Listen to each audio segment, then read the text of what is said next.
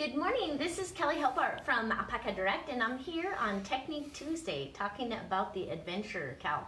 And I wanted to thank everyone for watching last week, and I saw some VIP posts from our VIP group about our little doggy sweater, and Patricia Lassard had done a little sweater for her Maltese, and it was absolutely darling. So thank you for sharing that on our VIP group. Patricia, that's wonderful. And so this week I hope you learned something new, and I every week am trying to learn something new, and I found this new edge stitch and I wanted to share it with you, as well as talking about the provisional cast on, and we're going to be talking about reading patterns, flat versus in the round. So for those of you who are new to reading patterns, I don't want you to be afraid of them.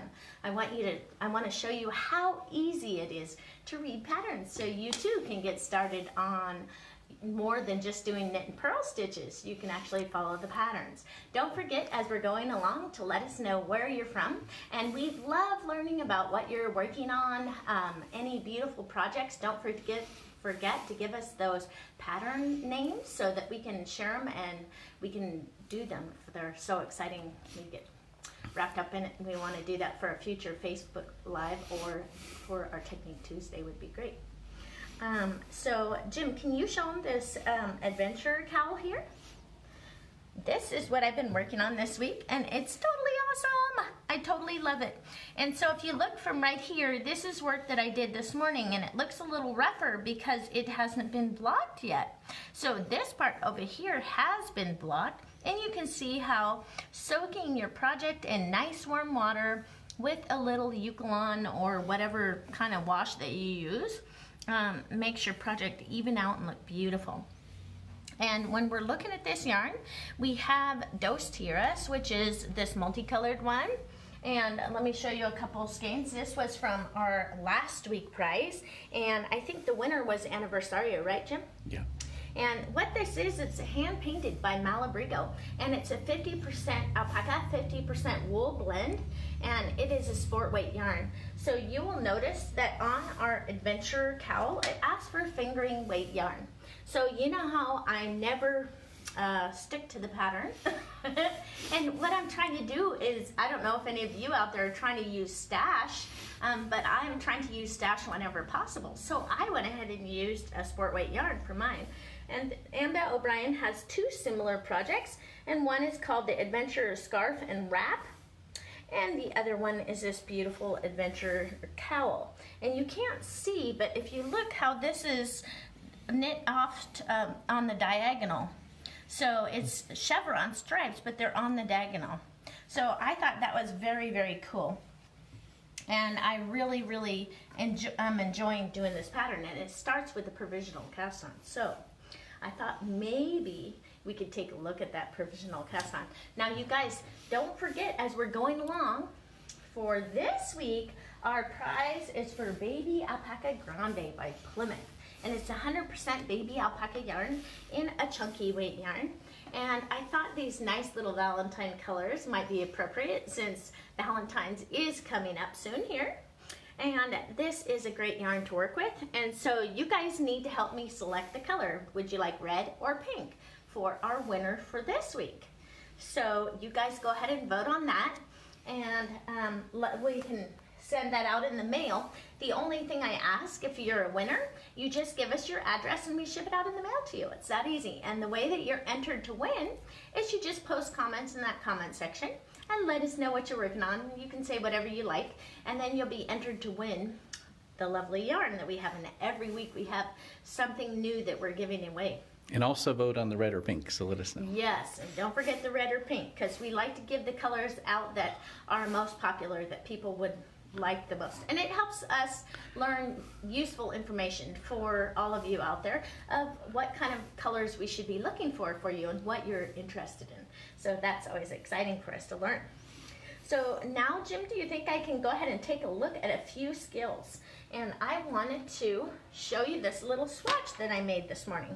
So on this Adventurer Cowl, it asks for a garter stitch edge, which is from here to here. So that's what this pattern should look like. It should have that in.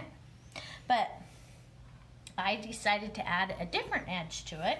And so my edge looks different. This is what the pattern would look like. Can't you point And it this this is way? what? Point it this way so they can see it. Can you see it? There we go. Okay. Yeah, and this next sample that I did was slipping the last stitch of every row with the yarn in front and slipping it purlwise with the yarn in front, and that makes it look like that. And then this uses 4 stitches, and it's basically knit 1, slip 1 with yarn in front, knit 1, slip 1 with yarn in front. And if you see, it's a rolled edge. And if it almost feels like double knitting, it's like double thick. It's a double kind of, it looks beautiful on both sides. It's kind of like double knit fabric. But you can see how nice it makes the edge look. So if you were gonna put this on your cowl, the way you would do it is you would cast on however many stitches you're gonna cast on. So for mine, I did 3 repeats and I cast on 62 stitches. Now I think the pattern asked for like almost 100 stitches, but because I was doing, instead of fingering, I was doing sport weight yarn, which is a little bit heavier, I was able to get away with a lot less stitches, which makes it more of a quick knit. And for those of you out there that are looking to use up some stash yarns, don't be afraid to do a project. Even if it's a yarn that you don't have, maybe you have a different weight that would look beautiful with the 2 colors together, and you can just cast on less stitches, right? So when I did my edges, it requires 4 extra stitches on each side. So if I'm casting on 62, and then I have an extra 8 stitches for my edges. And so I would just keep that in mind when I'm casting on. It's that easy, and then you have your edges and they look beautiful. And they're nice and rounded, even more reversible. If you look at this project, it's almost completely reversible, but I think that having that rounded edge makes it look really nice on both sides. Doesn't it look nice, Jim? And Debbie Doctor said she just finished up one of these. Yay! It's totally awesome. Now I've done a lot of chevron blankets and scarves and all different kinds of things, but I've never done a chevron where they did it on the diagonal like that. And so that was a new thing for me. It was totally cool. I'm having fun with it, and you'll get to see what it looks like next week, because we'll be talking about how to take apart our provisional cast on, and then we're also going to do the Kitchener stitch to close it all up. So let's take a look here. I wanted to show you the edge, how easy the edge is. So, like I said before, sorry, my needles are kind of long. You know how I like to use the 47 inchers because then I can make sweaters out of them, and I always use whatever I have. So instead of having that kind of edge, we're going to go ahead and we're going to just knit 1. And then... Now what is it you're showing here? This is the knit 1, slip 1 edge that I've done right here. Okay, it's this. Okay, yes. Okay. So I've started by knitting 1, and then I'm going to slip the next stitch with the yarn in front. Then I'm going to knit 1, and then I'm going to slip 1.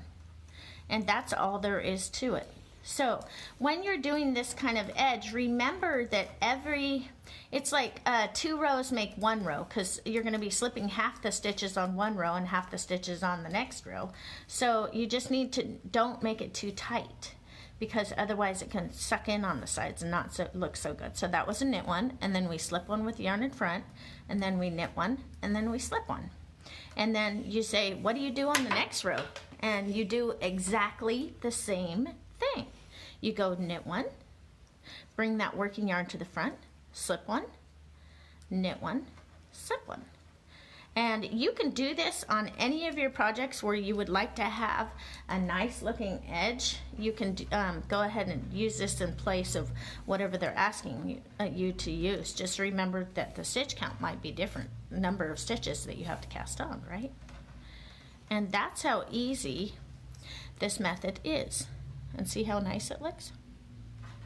Totally awesome. I love it. I saw this and went, oh, this would even be nice in ribbing for leg warmers, because like I said, I don't know if you could see it, but do you see how it opens up? It's like a really lofty, airy edge. And also it's pretty nice. It's pretty stretchy on the sides, so I really like it. I thought that was cool, so I wanted to share that with you. Now, this right here, I have a tiny little sample of where I have cast on a few stitches using a provisional cast on. Now, when I did a couple chain stitches here on the edge, and then when I start knitting, I would go ahead and knit the last stitch that I cast on using the provisional cast on will be the first stitch that I knit when I go ahead to start knitting. So let me show you how this is done. So let's take it apart, and we're going to make a simple slip knot. Once we have the slip knot, you want to tighten it up a little bit, but not too tight, because as we have learned many times, you have to work in those slip knots, and if you make it too tight, you're just making your life miserable. So I have my slip knot on my crochet hook, and I have my working yarn behind my knitting needle.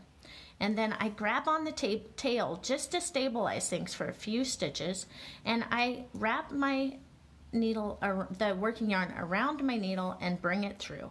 That's one stitch cast on. Now I return the working yarn to the back. I still have a loop on my crochet hook.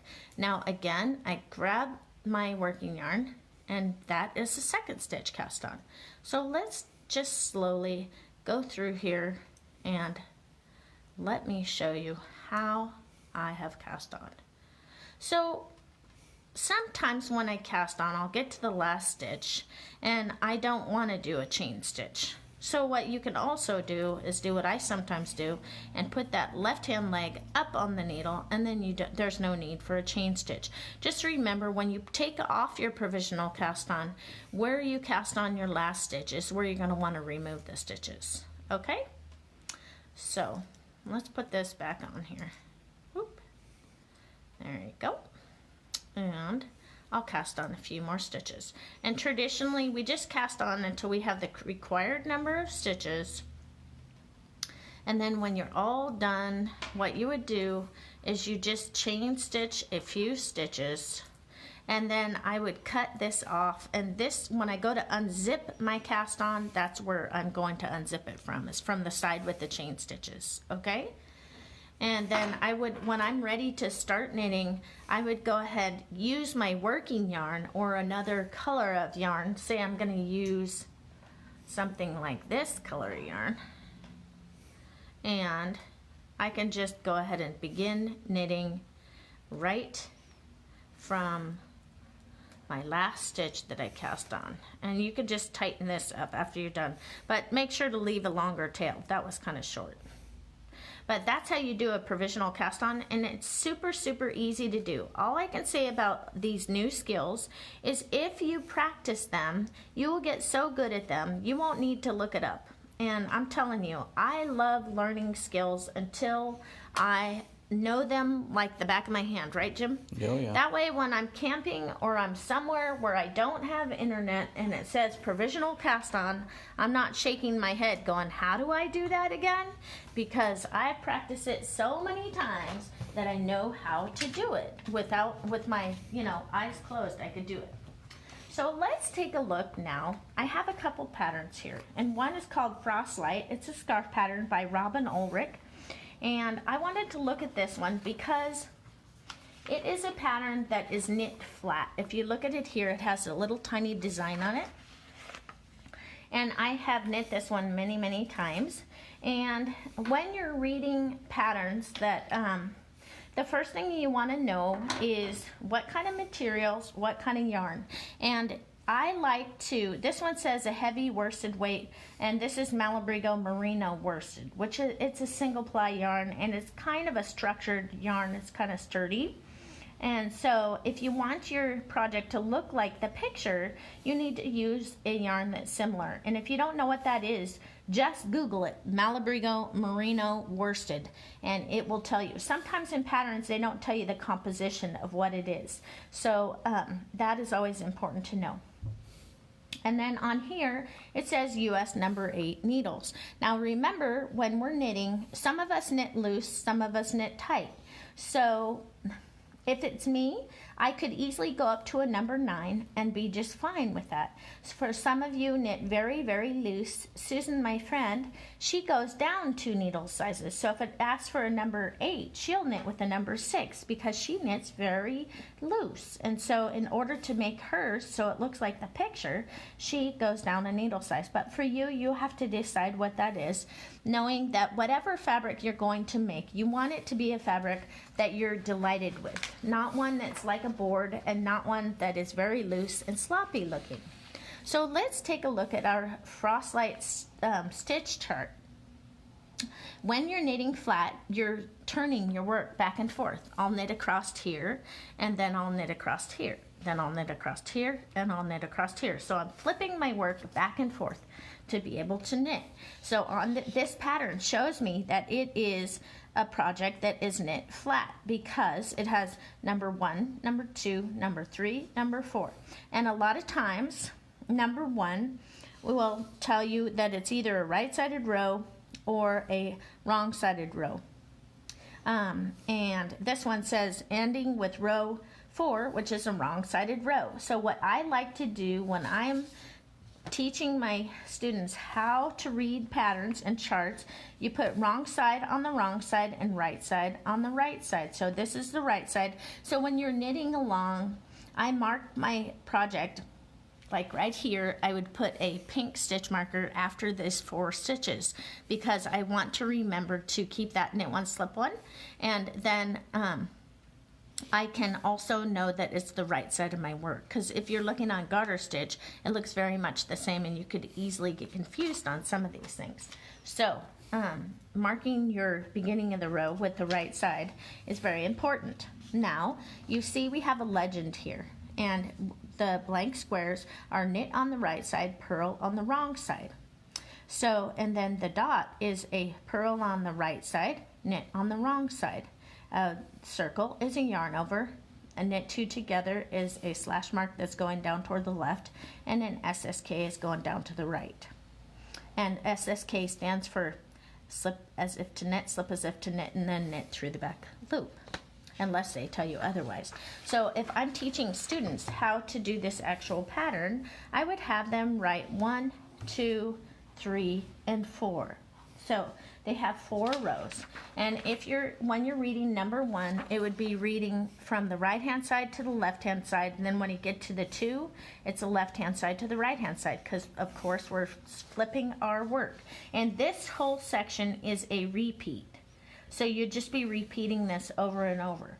So if we look at number 1, yes, Jim? So why are you writing it down on the paper? For people who are just learning how to read charts, writing it down on a piece of paper helps them remember what it is that they're reading. Because when you first start out, you don't remember that a dot means purl. You don't remember that a circle means yarn over. Got it. You don't remember that a slash going to the right is an SSK. So for me, oh, and I think on here, okay, so I think on here, I'm looking at this section. A lot of times when you're printing out these charts, if you print them out in color, you can see, because now that I'm looking at this section, and my highlighter isn't too good, this is your repeat area, and that is important to know. So when I'm doing this pattern, let's go ahead and write out number 1. It's a knit 2, comma, purl 1, comma, yarn over, comma, SSK, comma, purl 1. And this one is you repeat until you have 2. You repeat that whole section until 2 stitches are left, and at the very end you'll go knit 2. Okay? And look here on number 2. Now we're going to do row number 2. We're going to start with a knit 2. Now this time the repeat starts at this purl bump right there. So we're going to go put the asterisk, which means repeat what's inside of it. So we're going to go purl 1, comma, knit 2, comma, purl 1, comma, knit 2. Okay? You could even take these 2, you could take this and instead of writing it out twice, times 2, whatever works for you. So this would be repeated until the end of the row, to end of row. And you would do this over and over. For beginning pattern readers who are learning to read patterns, this is a great thing to do. Just fill it all out, check your work, and then work from your written instructions. And eventually you will get to the point where you can identify these very quickly, and you will be able to read straight from the chart using your stitch markers to identify these sections that are the repeat areas. Now let's take a project that's knit in the round. This one is called Circle of Love by Evelyn Clark. I thought this is a cute little pattern that I've done before, and it is knit in the round. So we have 1, 3, 5, and 7 are on here. And let me show you what's different about this. So it says all even rounds knit across the round. So I would write on a piece of paper again, 1, 2, actually, I like to leave 2 spaces in between, 2, 3, 4, 5, 6, and 7. And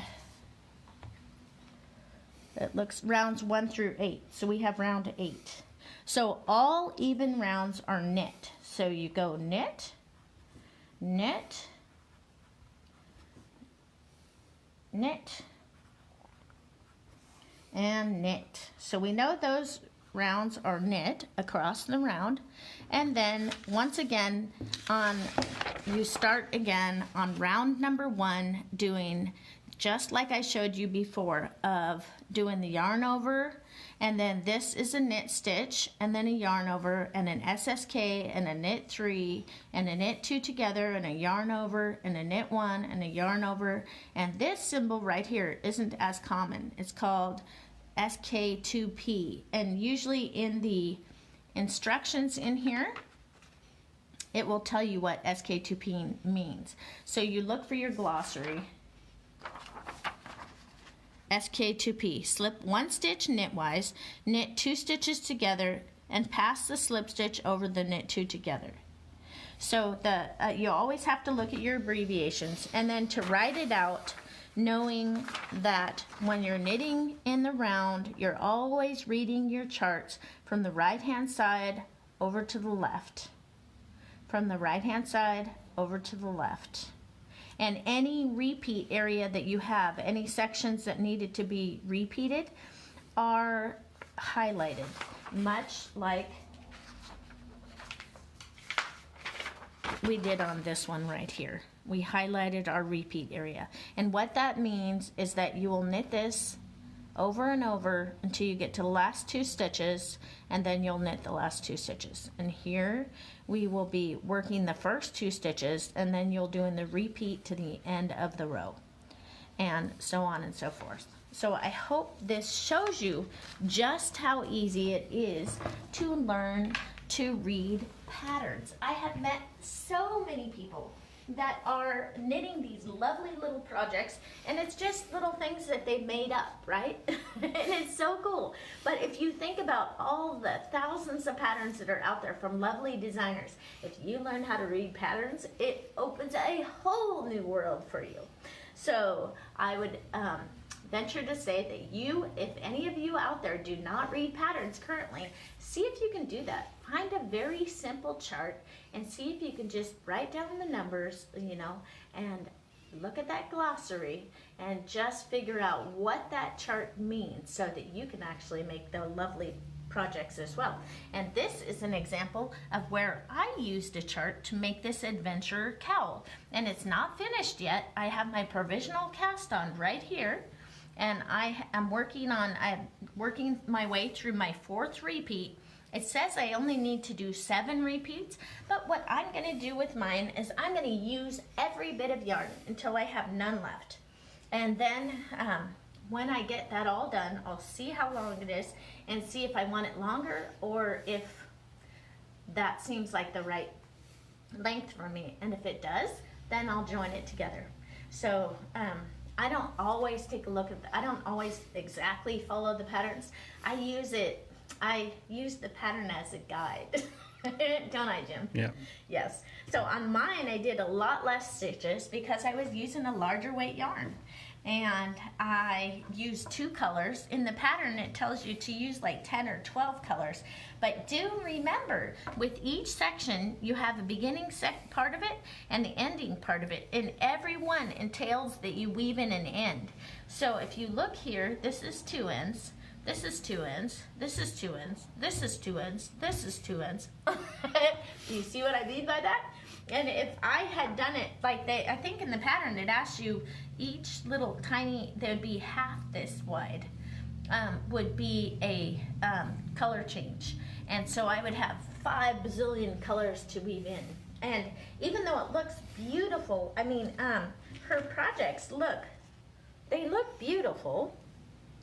But for me, I want to have fun doing the project, but I don't want to make it so much work that I never finish it, or I never have time to weave in the ends. And you will notice on mine, as I'm going along, you know, when they say don't knit really late at night because you can mess your project up. But what I do a lot of times, if I get sick of working on the knitting part of it, I will weave in my ends as I go, because you want me to tell you something? It's so nice when you get to the end and you don't have 5 million ends to weave in. It's just fantastic. And so think about when you're doing your projects, if you can weave in those ends as you go, it'll make your life so much easier. And not only that, don't forget, learn to embrace your finished work. Learn to challenge yourself and make your finished work as beautiful as you can possibly make it, because you want to get really good at that, because that last 5% of your work on your project, your finished work, makes probably some of the biggest difference in the outcome of your project. And don't forget, we have that 3-2-1 rule. So 3 projects at a time with a new skill, and then no more than 2 new skills at a time. And then try to practice 1 hour a day if you can.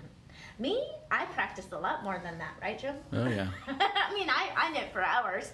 I knit until my hand gets sore, and then I get up and do something else.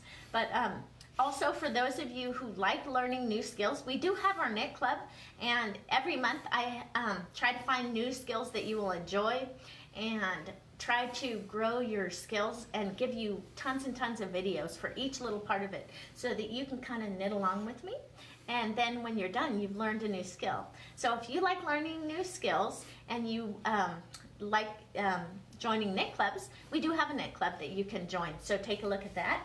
And then don't forget our VIP group, because we have people like Patricia Lassard and all kinds of wonderful knitters out there that are sharing their projects online, and it's free to join, and you get to converse with people who are like-minded knitters and are very willing to share with you, and just fabulous people. I can't say enough about them, how wonderful they are. So go ahead and take a look at that. And then don't forget, let's talk about our winner for this week, right, Jim? We have this last week, and it was Dos Tiras, and I think that this Anniversario was our winning color.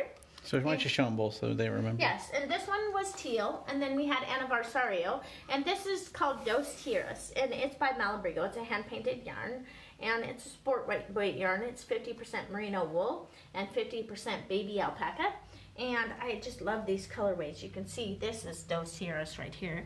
Malabrigo does a wonderful job. They're one of the vendors out there that I feel like for a hand-painted yarn, their prices are very reasonable, and their quality of the yarn is good.